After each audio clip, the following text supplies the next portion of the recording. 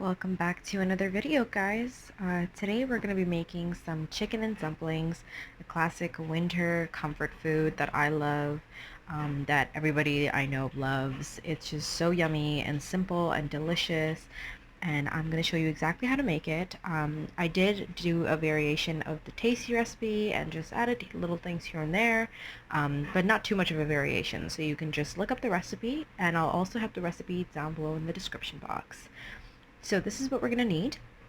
We're going to need some onions, carrots. I added some celery because that's just what I like, and some shallots, some garlic, some parsley, about 6 tablespoons of flour, 5 tablespoons of butter, chicken broth, and the drippings from the chicken that we fried up here that I'll show you. I fried it up and then just boiled it really quickly under the oven to get a little color on it.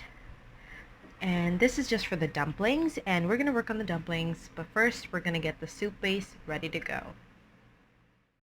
Alright, so what I basically did that I didn't show you guys on camera is that I sauteed up this chicken in this pan with a little bit of olive oil. Try to get a bigger pan if you can, or just space out the chicken, or maybe brown it in batches, because then it'll get browner more evenly. With mine, what happened is when chicken pieces get together too closely, they start to steam instead of brown. So I had to put mine in the broiler for a bit just to get them to brown a little bit. But that's totally optional. So now what I have going is the olive oil in the pan.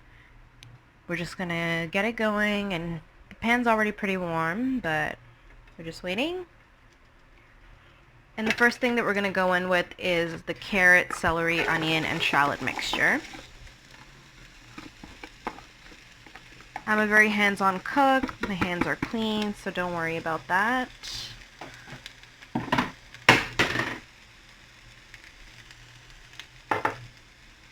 We're just going to mix that up. I sliced up the carrots because I just prefer the look of carrots when they're sliced up, and also like the feel of it when I'm eating it. I didn't want to make it too small. And we're just going to saute these veggies, the mirepoix. And you pretty much want to saute it until it starts to soften a bit. Not too much, but just until it starts to soften a bit.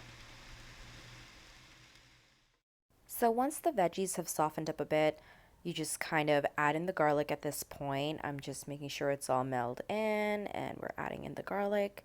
Sorry, the background noise was getting a bit loud for me, so I switched over to do a little bit of a voiceover at this part for you guys. I apologize if it bugged you earlier, but we're just going to saute this for about a minute until the garlic's fragrances, you'll be able to smell it within 30 seconds. Now we're just adding some salt and pepper. Just season as you go. Always remember to season as you go and keep tasting your food, at least when there's no raw food in it. Just keep tasting. It's really the only way to make sure that you're doing a good job and that you're on the right track. So we're just going to keep sauteing that for a bit, mix it all good.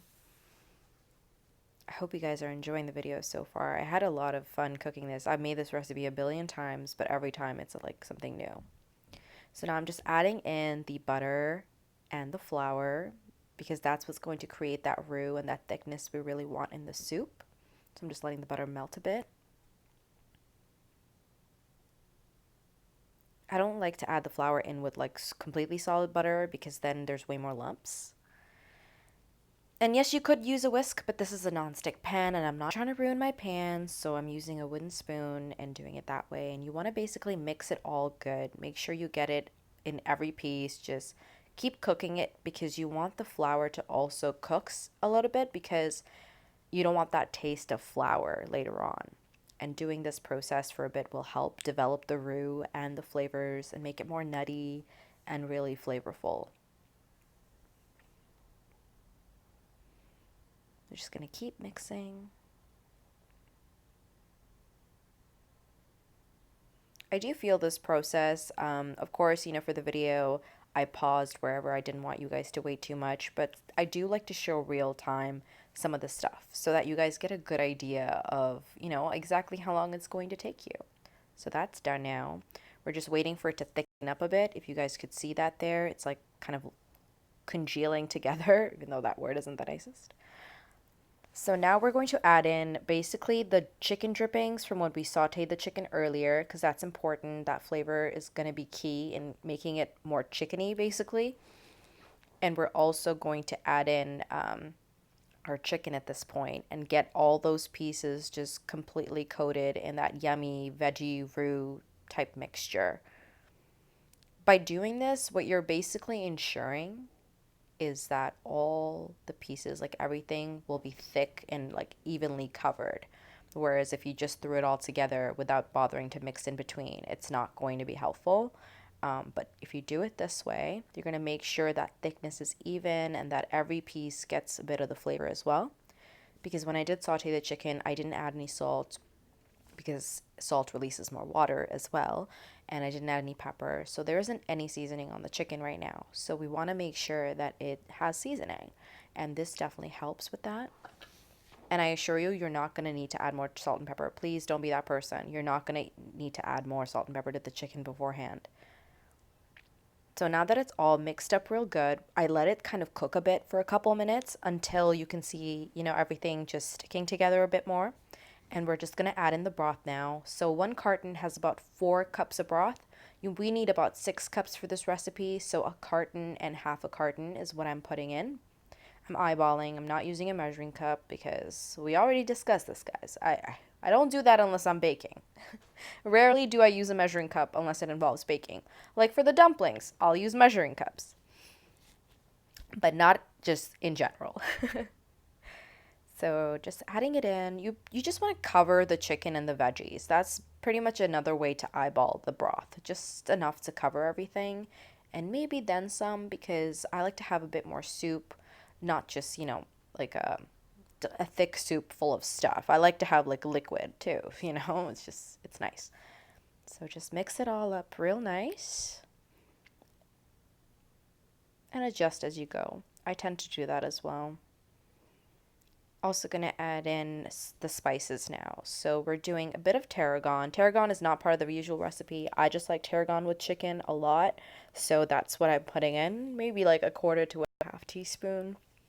If you want to measure, like 2 to 3 bay leaves depending on the size of them. Mine were kind of small, so I did 3. And I'm also going to add in some dried thyme. I guess you could do fresh thyme, but to be honest, for the recipe like this, dried thyme is more intense and it just gives a better flavor. And we're just going to mix this all up. I've actually even done a Mexican version of this soup where I'll add like sazoncoya, cumin, paprika, chili powder, and all that stuff to the broth, lime juice, sometimes even white beans, just to make it like Mexican style. It's really good that way too, especially with the dumplings. I'll add more spices to the dumplings too, and it's amazing that way. Highly recommend.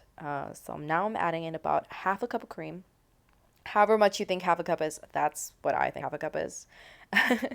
But you can also go by the color. If it's too pale, you added too much cream. For me, this is like the perfect amount. It might be a little bit more than half, but for me, I think this is the perfect amount. I usually just go by the color. And of course, the oils and everything will float to the top a bit because I used enough olive oil to saute everything. There was remainder olive oil in the pan before we put everything in it after the chicken.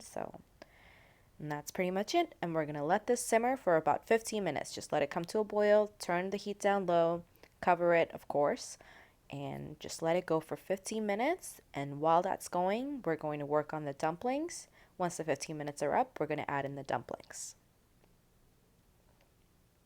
So for the dumplings, you're going to need about 2 cups of flour, a tablespoon of baking powder, and a half a teaspoon of salt and pepper each, okay? And once you have that together, you're just going to give that a good mix. I'm just showing you this way because right now my counter is an absolute mess and I'm not about to like film this on a counter. And you're just going to mix it up like this. And we're going to add in about 1.5 cup of cream to this. And once you have the cream in there, you're basically just going to mix this together. Okay.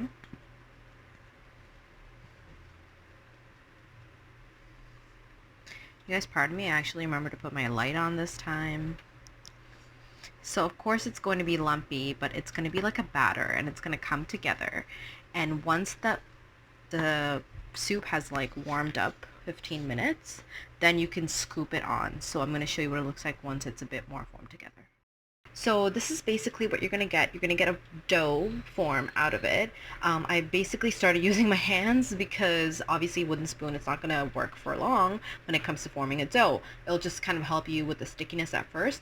And once it's formed into a ball and the 15 minutes are up, you can use an ice cream scooper or a spoon, whatever you have, or even your hands, and just scoop the dough balls into the soup, and I'll show you that as well.